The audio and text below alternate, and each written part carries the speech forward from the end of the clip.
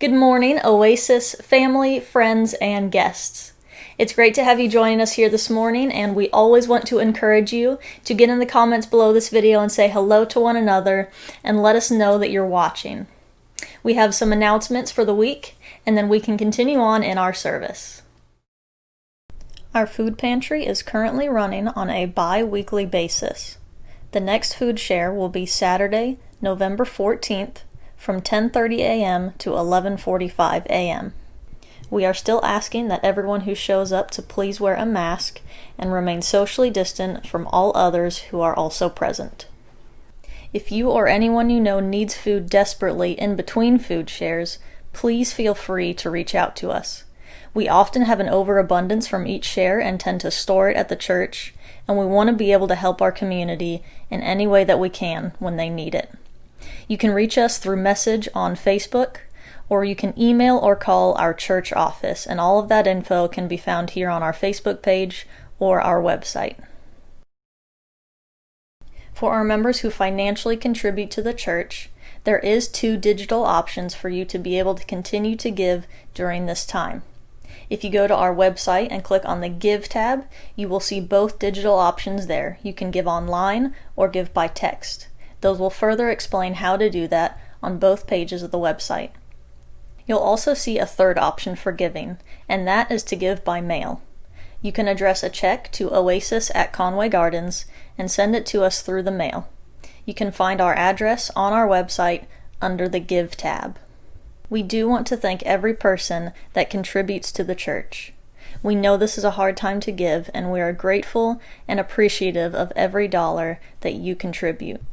Contributing to the church means we are able to keep our doors open and continue serving our community. We are adding a prayer service to our Facebook page on Thursday evenings at 6 p.m. This is just a time for us to pray over the needs of our members, our community, our nation, and our world. If you have any requests you would like prayed over in the video, you can comment them in this video comments or send us a private message through Facebook. We hope you'll join us for a quick time of prayer this Thursday at 6 p.m.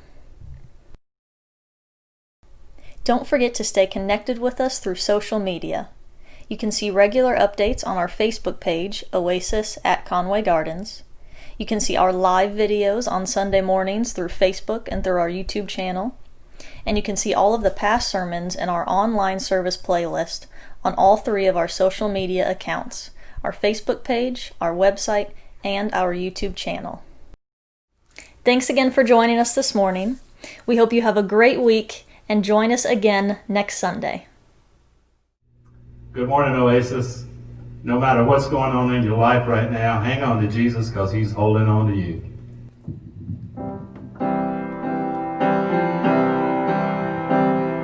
There's no space where His love can't reach. There's no place where we can't find peace. There's no end to amazing grace. Take me in with your arms spread wide. Take me in like an orphan child. Never let go, never leave my side.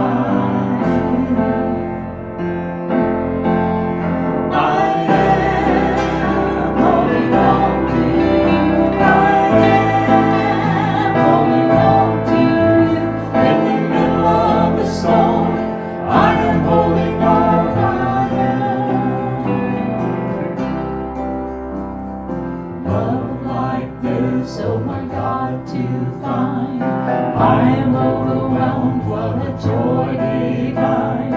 Love like this sets our hearts on fire. I am holding on to you. I am holding on to you. In the middle of the storm, I am holding on.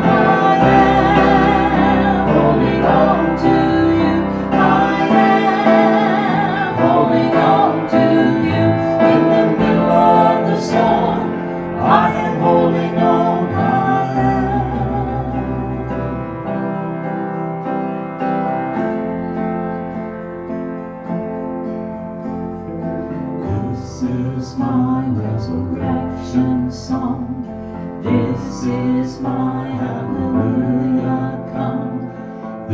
is why into you I run. There's no space where his love can't reach. There's no place where we can't find peace. There's no end to amazing grace. I am holding on to you. I am holding on to you in the middle of the storm. I am holding on. I am holding on to you. I am holding on to you in the middle of the storm. I am holding on. I am holding on to you. I am holding on to you in the middle of the storm. I am holding on. I am in the middle of the storm. I am holding on.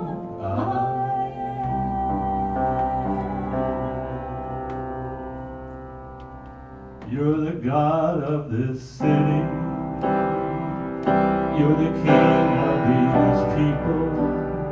And you're the Lord of this nation. You are. You're the light in this darkness. You're the hope to the hopeless. You're the peace to the restless. You are.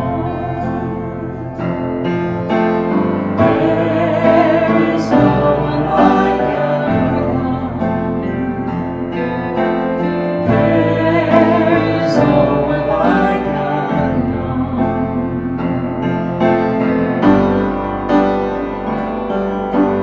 Greater things have yet to come. Greater things are still to be done in this city.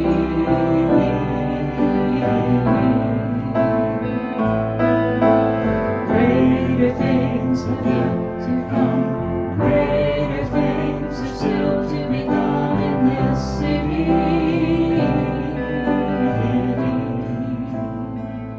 You're the God of this city. You're the King of these people. You're the Lord of this nation. You are. You're the light in this darkness. You're the hope to the hopeless. You're the peace to the restless. You are. There is no one like our God. There is no one like our God.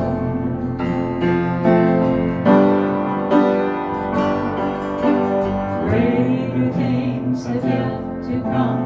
Greater things are still to be done in this city.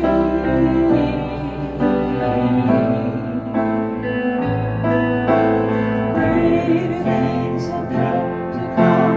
Greater things are still to be done in this city.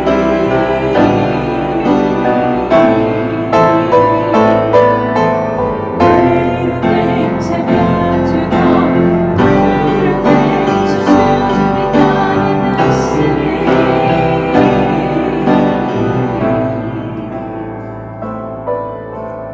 Greater things have yet to come.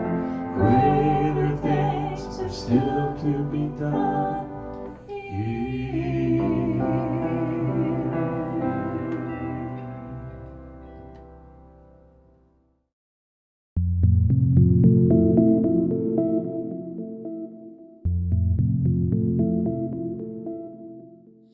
Vote however you want to on election day, but if you really want to be pro-life, why don't you take out a second mortgage on your home and take in an unwed mother so that she can keep her child? Hi, I'm Eric Lowdermilk, interim pastor here at Oasis at Conway Gardens Church in Orlando, Florida. Welcome to our service this Sunday morning, November 1st, 2020, and the third message in our three-part series, Politics and the Cross. So the quote I just gave you is from a book I've mentioned a couple times before, Myth of a Christian Nation by Dr. Greg Boyd. And as I've said previously, I agree with about 70-75% of the book, and the other portion I disagree with, and in some places strongly. Nevertheless, I think the book is a very valuable read to provoke us Christians to think deeply and to reconsider what the Bible has to say about engaging politics. Of course, I've used that line from the book today to provoke us to think more deeply. Of course, not everyone can take out a second mortgage on their home. Not everyone owns their home. And even those who do, it may not be the best way for us to live for God in the area of putting the lives of children first. But the question evokes a deeper thought.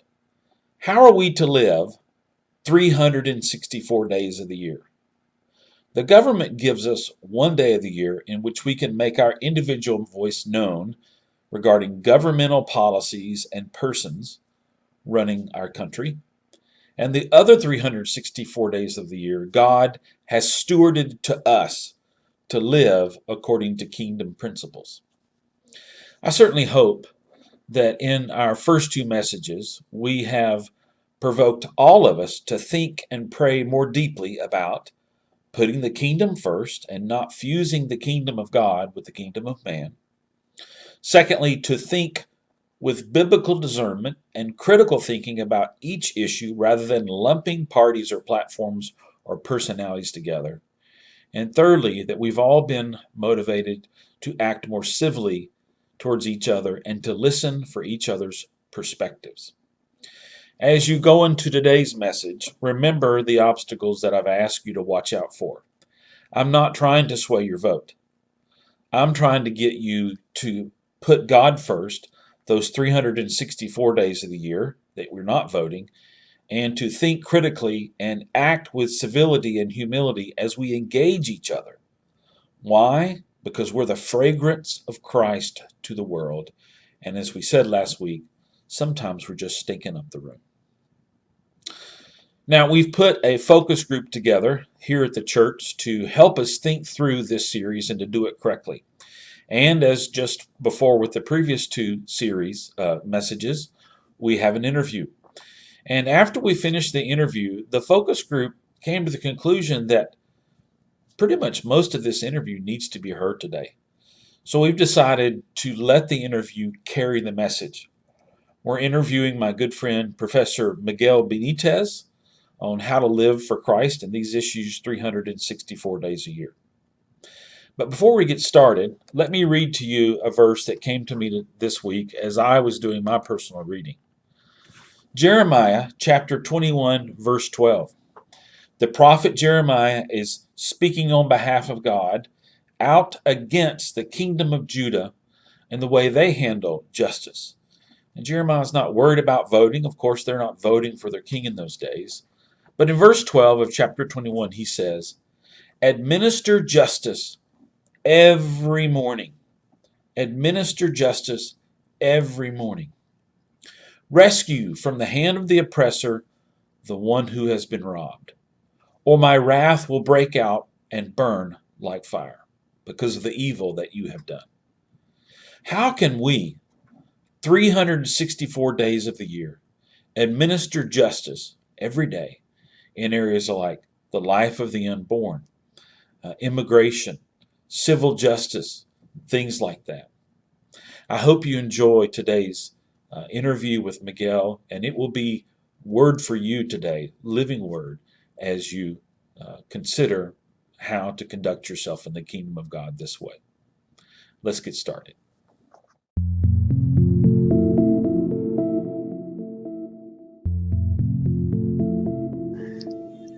All right, we are here with Professor Miguel Benitez, a good friend of mine, and this is our interview for our third and final sermon in our series, Politics and the Cross. Welcome this morning, Miguel.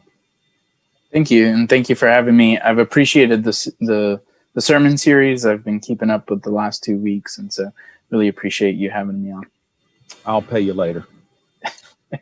Miguel, would you start by telling those that are listening a little bit about yourself and your education and what you're doing these days? Yeah. So a little bit about my background that may be relevant to our discussion today. So I've been born and raised in Florida all my life. Both my parents were born in Cuba. They both came at a relatively young age. My grandparents all came from Cuba as well. So my dad and his family came in the 60s. My mom and her family came in the 80s, which would have been the two periods of time in which large numbers of Cubans came over from Cuba in the 60s and the 80s. I am currently an instructor of humanities over at a college in Southwest Florida, and I teach humanities, ethics, philosophy for my institution. To my sadness, you're not currently teaching humanities here at PBA. Yeah, Best humanities teacher I've had students come from your class, and they're so much more prepared for my classes. Well, I appreciate that. Yes, I had 3 really great years there at PBA Orlando. Maybe we'll have some more.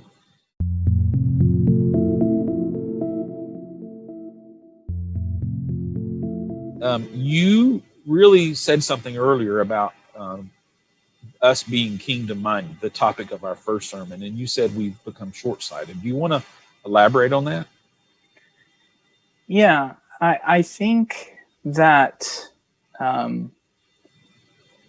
Christianity, and most of my comments will be limited to just Christianity within the United States, which in itself we want to be careful, right? I think oftentimes we'll describe Christianity as a particular way, and we're not really thinking about the global church. We're thinking about our specific culture. But I think both, right, regardless of what direction you're going in this election, regardless whether you consider yourself left or right or whatever the case may be, I do think that, and I know that I've been guilty of it, I think that we've become short-sighted. We're not thinking long-term kingdom. We're not thinking that in this very moment, right, in the midst of a pandemic, in the midst of a contentious election, in the midst of really tense times in which people feel their liberties have been violated. In another sense, people feel that others haven't been responsible in caring for others. God is writing a story. God is unfolding events in history, and we're a part of that. God is making all of Jesus's enemies his footstool. Like, we're in that process. We are moving towards the kingdom. And so understanding that, yes, there are going to be some serious ups, some serious downs, and how it all is going to play out, we have various different views on that. But it's refusing to allow the moment to define the grand narrative, right? We are in a very particular moment, but the story is much bigger than any one of us, or even in this particular moment.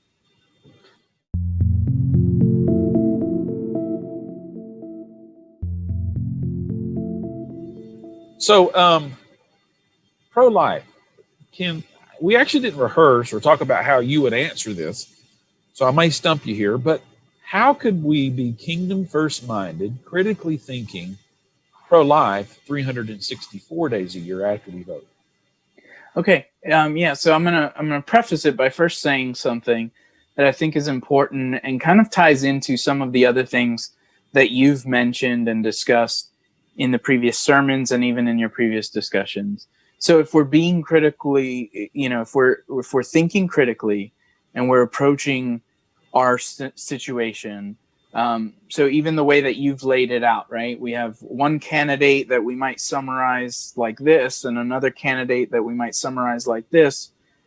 The very first question I think Christians need to kind of at least know is on the table is, to what extent am I going to participate with what has been handed to me, right? And again, as you've said, I'm not trying to persuade or dissuade anyone from voting in a particular direction.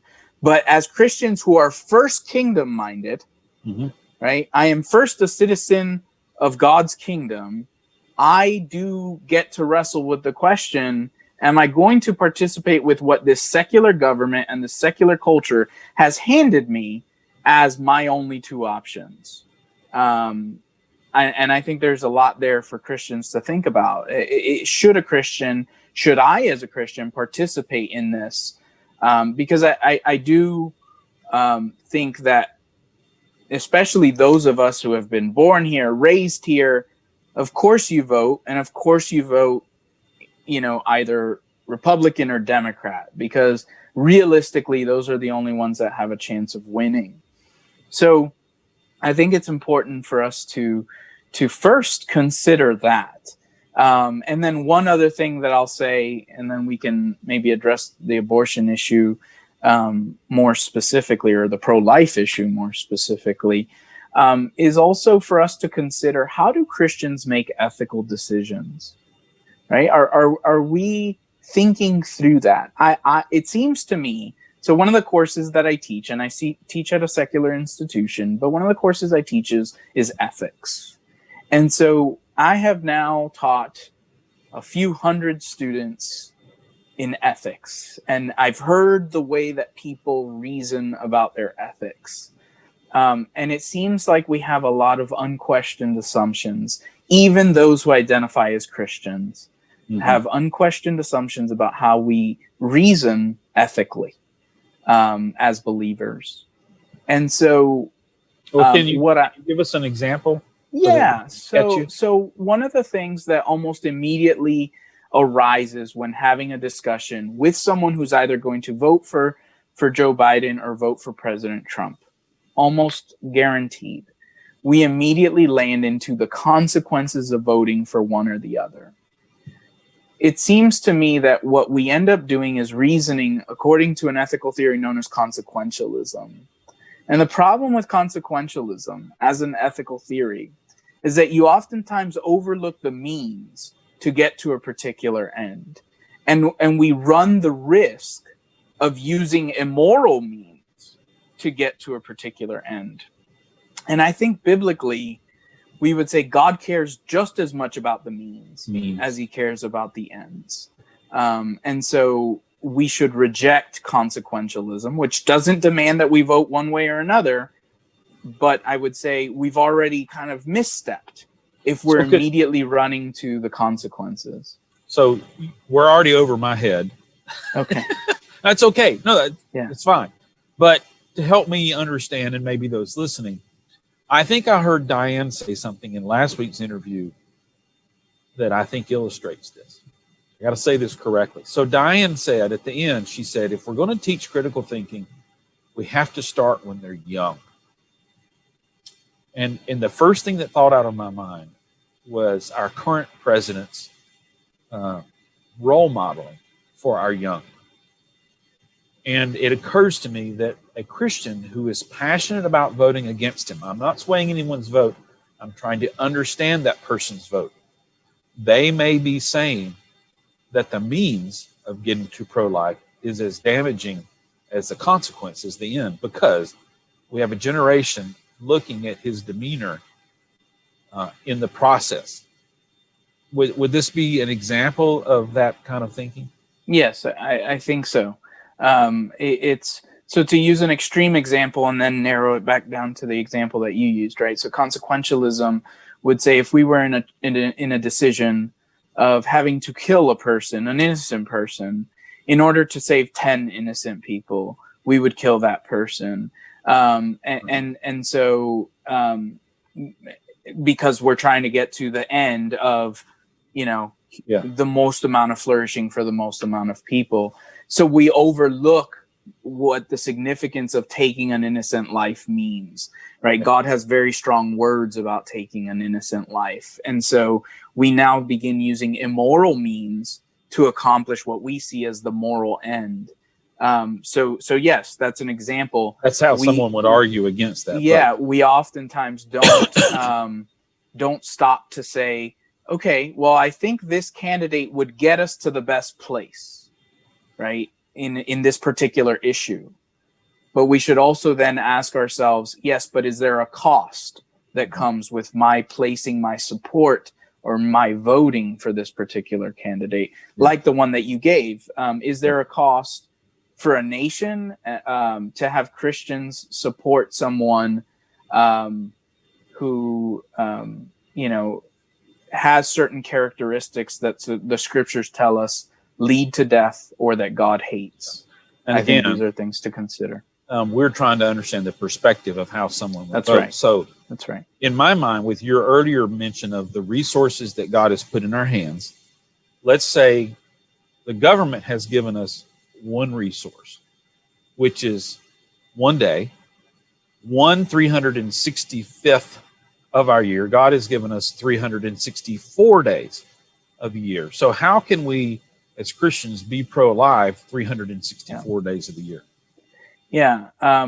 One last note on that, and then I'll kind of try to flesh that out. But I am sympathetic and agree that abortion, generally speaking, should be illegal, and I don't want to minimize that. And I don't think that statistics about, well, how much would that really reduce abortion and all that should dissuade us from it. There is something wrong with a nation. It's a kind of wickedness in the nation that can't call evil evil. Right. And so the fact that we lack the ability to do that in our as a nation is an indication of a problem within our nation. So I don't want to minimize making it illegal. Right. But I am sympathetic, and I think it's the left that's been using this term, but I think we should all want it, right? Is this idea of being pro-life from the womb to the tomb, right? We want to be pro-life.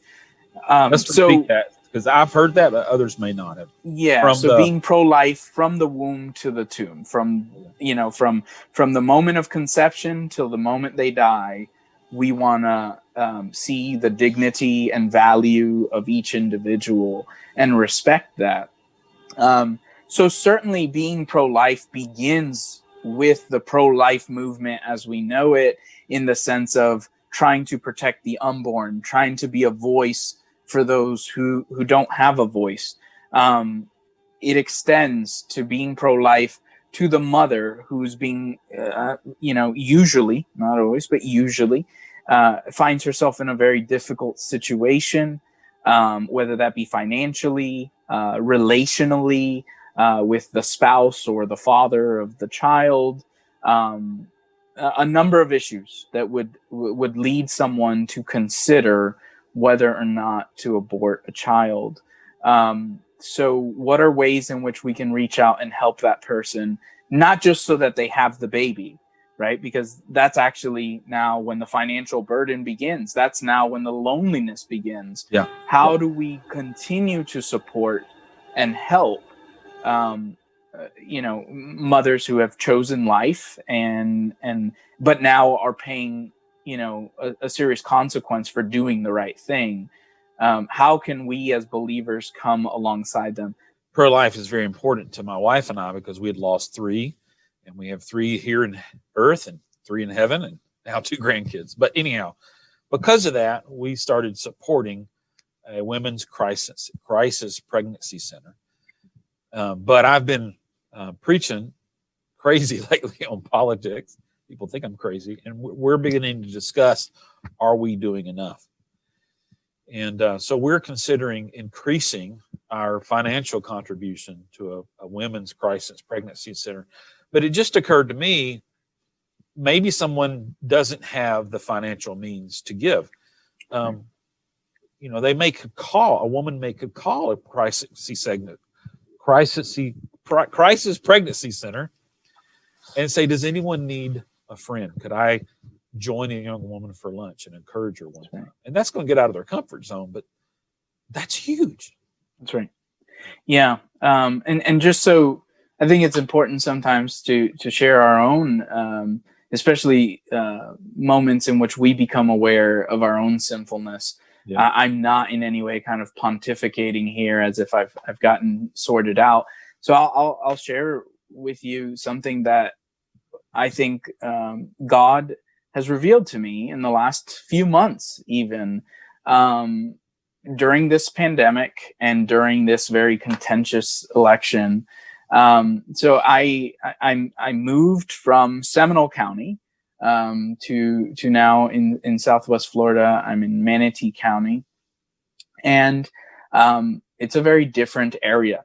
And so one of the things you see a lot more of in Manatee County than you see in Seminole County is homeless people. And so most of our main streets have homeless people at each corner. There's a lot of panhandling that goes on in this area. And it occurred to me as I was reflecting on it one day, and I felt convicted for it, that I was bothered by it. Not bothered because people who are made in the image of God are sick and poor and homeless. I was bothered because I have to look at it when I'm driving, because it makes my city look dirty. It makes my city look less attractive to tourists. Right. It was bothering me. Yeah. I was not heartbroken that there are people who are drug addicted, people who have lost families, who have broken relationships, who are begging for food. People who are made in the image of God, people who have dignity and worth, are begging for their next meal. That's not very pro-life of me to want a solution that removes them. I wouldn't have cared if it just meant busing them to the city south of us, or just removing them as a problem, rather than saying, how do we serve these people and maybe help address the problem by helping them not be in the situation that they find themselves in. And so that was a big wake-up call for me. That was something that I'm thankful. I was heartbroken over my own sinfulness in that, but thankful that the Lord convicted me of that. And it's created conversations for my wife and I of how can we begin to be more intentional in loving our community, and that includes the homeless that are in our community. Yeah. And you mentioned earlier about what God is giving you, and I think of a sphere. What is in your sphere of influence? And so you have to admit what Jesus said: the poor you're always going to have with you. Yes.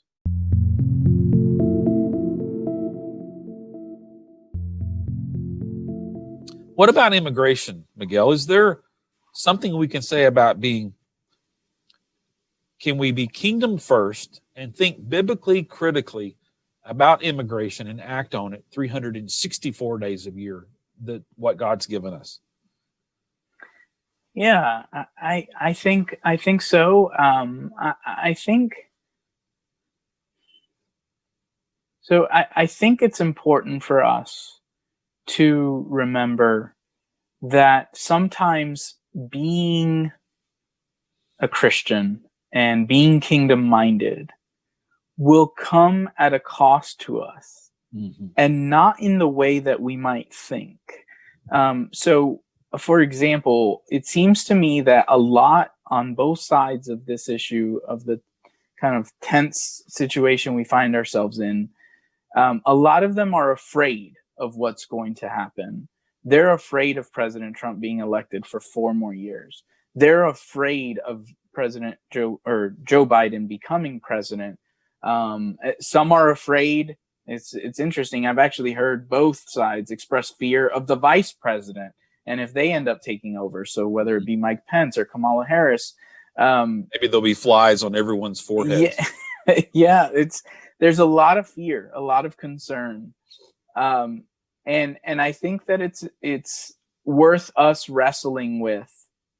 Is it okay to maybe say, yeah, I'm going to be less safe if this happens, if we allow this, but it's okay for me to be less safe to accomplish kingdom work. So it seems to me that a lot of the fear, and I am not for open borders. I want to just go ahead and kind of get that out there so no one thinks I'm insinuating that. But it seems to me that a lot of the concern about immigration is, I think about Syrian refugees, things like that have been contentious issues. It's oftentimes rooted in, well, if they come over, what will they do to us? And I'm not saying that it's not a legitimate practical concern, but it does seem to me that there is a certain amount of doing good to those who can do you harm that seems consistent with kingdom living. It's a radical approach to the cruciform life that I've been trying to emphasize. I would say this is really going to be offensive to people, and I don't want to say this inappropriately, but if we find it offensive, we need to ask ourselves if we are trying to literally follow the words of Jesus, because it is in accepting pain or loss so that others might live. Now, I don't think either of us are, as you said, are saying open borders. Correct. There's two sides of this argument. You have a wall with doors.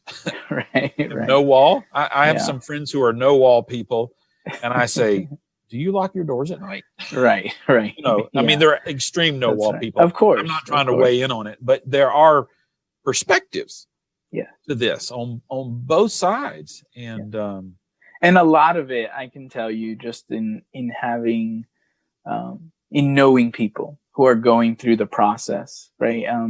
So a lot of it's just not even understanding. But for example, I know people who have applied and they want to be legal citizens of the United States.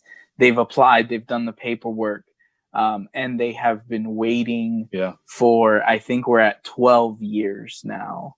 That to take place. So oftentimes the assumption, and I've seen it a lot on social media, is why should we care? Or like, if these people don't want to go through the proper steps, the proper channels, then why should we help them? Why should we give them?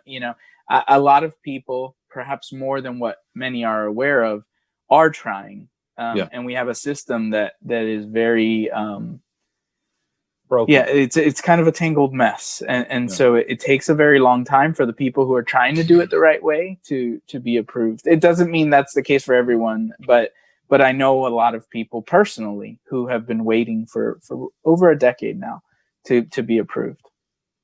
Twice I've mentioned, not twice, probably 3 or 4 times I've mentioned Greg Boyd's work, Myth of a Christian Nation, and also his book, Letters to a Skeptic.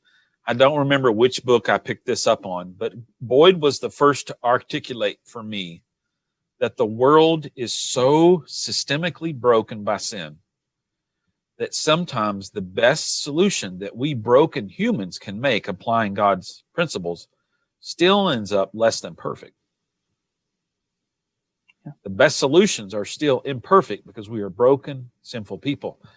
And so I think immigration is a great example that we need to admit that we have let it go on so long that our country is not healthy as it should be in this regard, so that we can be good to the stranger and the foreigner in the appropriate way. And any fix is going to be a long, messy solution, regardless of which side comes up with the solution. That's right.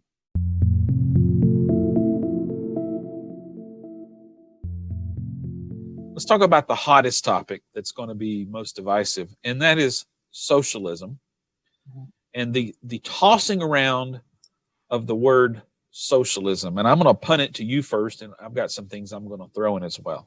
What do you think is a biblical, kingdom first minded, critical way to think about this? Yeah.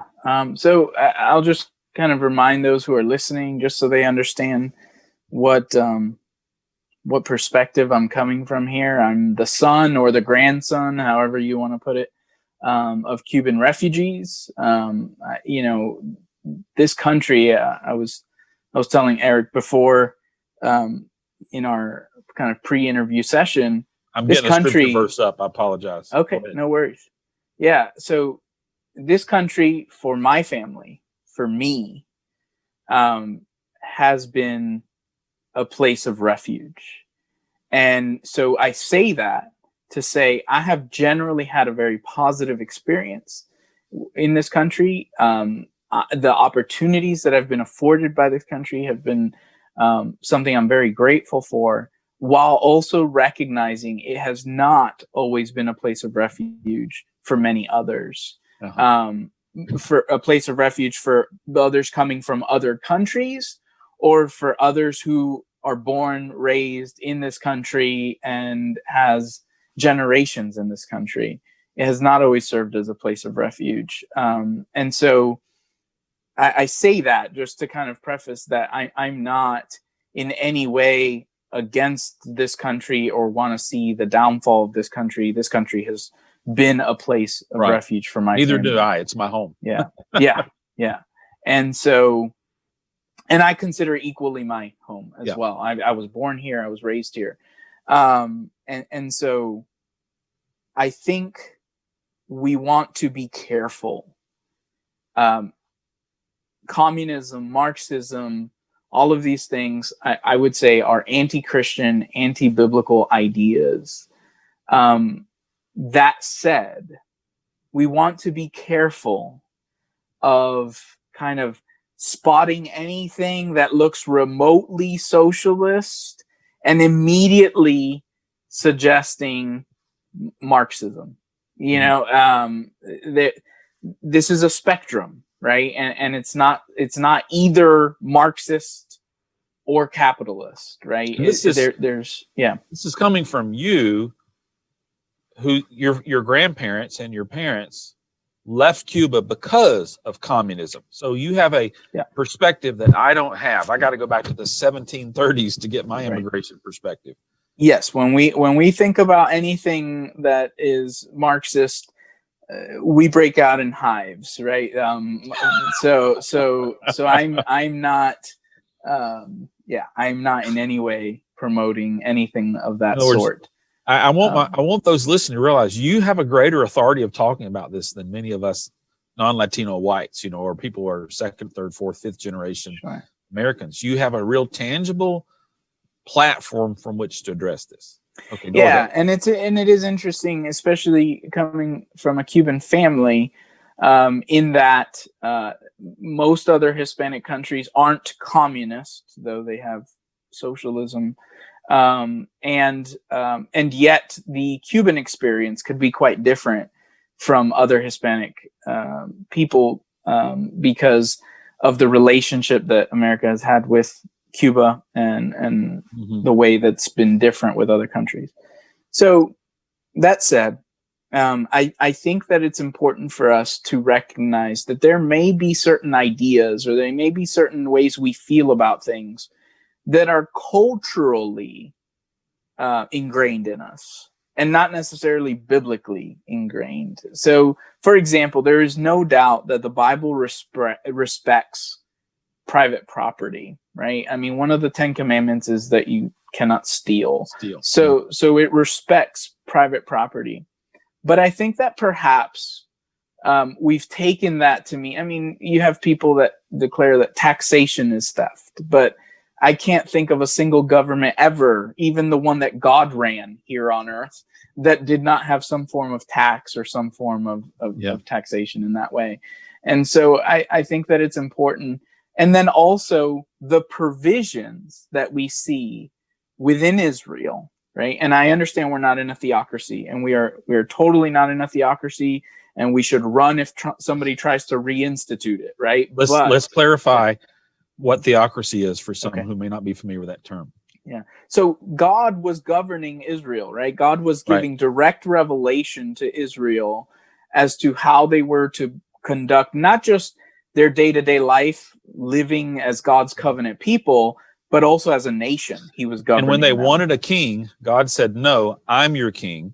They said, "No, we want a king." Okay, you'll get a king. So today, America's not a theocracy, and you're clarifying to people who are listening. I realize Israel was a theocracy, and we're not. That's right. And so and we are also not receiving the same direct kind of revelation that Israel was, right? But at least it serves as a kind of example that we can look to and see, what did God see fit to have the people of Israel do?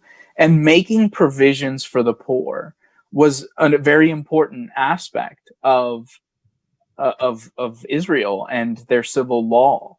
And what's interesting to me, I think, both in the Old Testament when we see provision laws, and also in the New Testament when Jesus talks about the least of these, and when he talks about visiting people in prison, and when he talks about helping the poor, we are never given what landed these people in those situations. Right. We are never given, well, if this person had this particular motive, or if this person ended up in this situation because of this, then we need to reach to them, serve them, help them. But if they landed because of drug addiction, or they landed because of their own, can't help them. then we don't touch them. We don't see this kind of distinction in Scripture. It doesn't mean that they're not held accountable. It doesn't mean that they're not responsible for the decisions that they've made.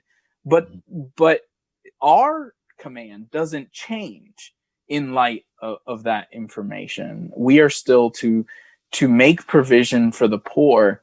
I understand the hesitancy of having government require that, but it seems to me that a government that completely ignores the poor is not a godly government. Yeah, it's not a government that is honoring God. Yeah. And sometimes the way that we talk about taxes, the way that we talk about private property, is such that you would almost have to assume that people don't want the government to help and just let individuals help. Yes, right. As individuals, we should be helping, but the government's not doing its job if it doesn't at least attempt to help. Now, you and I have the benefit of 3 degrees each, or you're in your 3rd. I'm in my 3rd. All of mine were in Christian institutions, and a lot of yours has been in the Christian work. I can't remember, but we're accustomed. It's become old hat to us that the Republican Party, the Republican platform, leans towards what people call bootstrap theology. You need to pull yourself up by your own bootstraps. Right. And that's a weakness when it comes to biblical worldview. You know, not Jesus, Old Testament says, a bruised reed he will not break, and a smoldering wick he'll not snuff out. Even if you're trying to reach for God and you're about to go out, God's not going to say, suck it up by your bootstraps. You know, God reaches those on the margins whose bootstraps are broken. Right. Yeah. No, absolutely. And again, I am not downplaying kind of the practical concerns. Certainly there are times, as you mentioned earlier, where our help can hurt, right? Depending on how we approach our helping.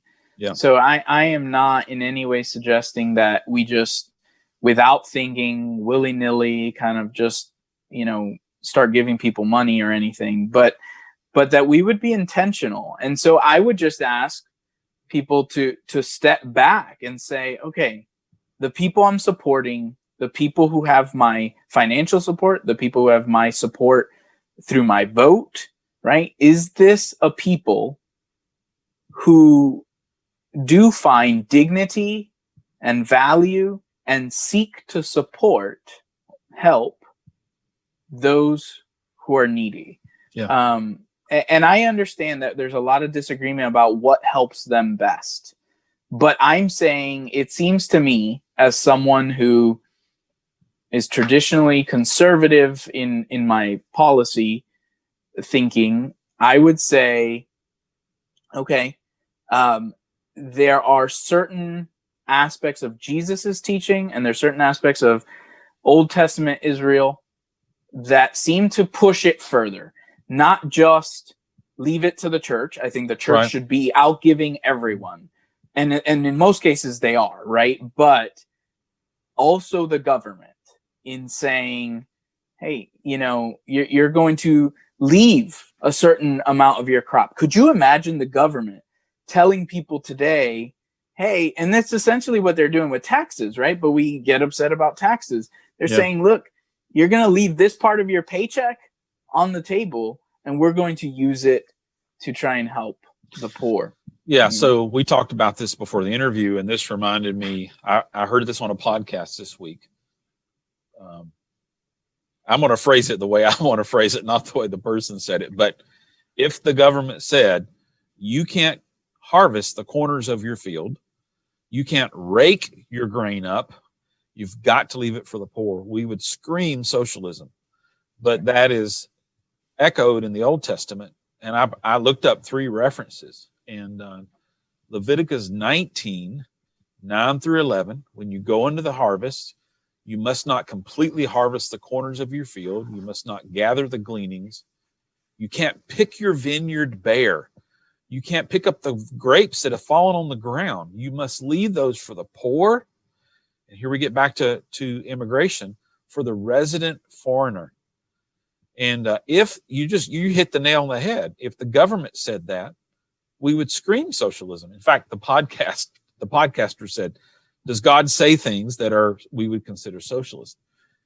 And then that same passage is echoed in Leviticus 23:22 again, and again names the poor and the foreigner. And then we have it in Deuteronomy 24:19 through 21, again naming the poor and the foreigner. And I think we just have to shake ourselves of how the biblical worldview is so different from the cultural worldview that has seeped in our current modern individualist culture. We have to wake up. That's right. And I think that that's the key. And again, not suggesting socialism, not promoting socialism. I've read papers and people who claim that Jesus was a socialist. I don't think you can establish that biblically. But it's what you're saying. The scriptures kind of break down our divisions, right? Our divisions are nice, neat divisions that scripture seems to kind of transcend and not allow us to hold to one of them too firmly. Right. I would also say that, and you mentioned this earlier, we don't know ultimately what that New Testament church would have wanted from the government, but we know that they at least chose to live in such a way, right, where they were giving of their own to the people, extremely generously. Well, when we compare the old and the new, Paul tells us in Galatians that the law in the Old Testament was a guardian, and I think of like guardrails on a highway, to almost force us to stick to the right path until Christ came. Well, in the New Testament, Christ has come, the Spirit's in our hearts. And we see in Acts 2:45 and in Acts 5 that because the Spirit's taken over us, then we sell some possessions and we give to the poor, and everyone had things in common. So neither you are advocating socialism, right? But it's interesting to me that I hear so-called Christians, and they probably are, that was hypocritical of me, only reacting out of fear over the socialism topic, but we don't see the plethora of action from their heart as we see in the New Testament of now, because the Spirit has done it, we're giving to the poor. We're burdened by the immigrant in our land, and we're trying to live out that biblical ethic in our neighborhood. That's right. That's right. And it's interesting. And these are things, again, that I raise, and I know you're raising them for thought, right? To make us hesitate. Hey, have I maybe adopted cultural Christian practices that are not biblical Christian practices? And so it doesn't mean that it's easy to sort these things out. I don't know what the right tax rate is. I don't know what the right, so I'm not, it's not that these things are easy, but rather we shouldn't be dismissive of people so quickly when they're in favor of some of these kinds of things. Yeah. Well, I'm sure we're out of time. Sure. Wow, what a rich discussion. And, in 4 years, we'll be in the same mess again. That's right. We say in higher ed, this, but I've heard so many faculty complain about the freshmen and how immature they are. And 4 years later, they get it and they graduate and we start over. And, Christians centuries ago raged about how to engage the government, Tertullian versus Justin Martyr, I think, and all of that. So, but I think it's been good. And I'm just going to pray that the Holy Spirit uses it in our hearts and in those hearts that have chosen to listen to make our communities a better place for the kingdom. Amen. Thanks for helping us out today, Miguel. Thank you.